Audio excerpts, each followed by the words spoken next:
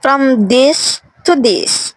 So, samahan niyo akong mag-unbox ng pinakabago naming automatic rice dispenser. So, ito, nagtsatsaga kami sa maliit na balde.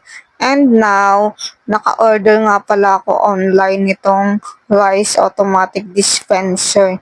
So, ito yung nagustuhan ko kasi nga napaka-aesthetic ng kulay at makapal yung pagka-plastic.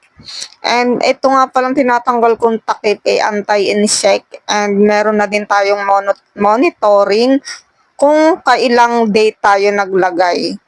So, ayan, ipapakita ko sa inyo mamaya yung pag-ikot nun. And ayan na nga, nasa 5 kilos lang itong isasalin ko. Pero itong automatic rice dispenser ay kasya hanggang 10 kilos. So, ayan, itong ang 5 kilos na to, hindi pa nga siya ganun na nga lahati. So, ito, ayan nga, pindutin nyo lang yung button at magdi-dispense na siya ng rice. So, ayan, ganyan lang siya kadali gamitin.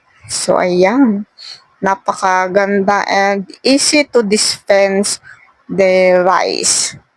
Okay, so ayan, napakaganda nito, napaka-aesthetic ng color and may transparent siyang makikita para ma-monitor niya yung kung gaano nakadami yung nababawas yung rice.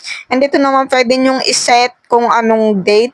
So, for example, ngayon, February 24. So, sinet ko siya kung anong date para alam natin kung kailan tayo naglagay ng bigas.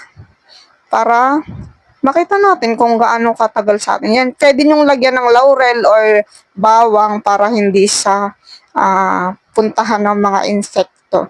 So, ayan, yan yung purpose kung bakit may takip na ganyan. So, ayan, napakadali at napakaganda niyang gamitin. So, check out na!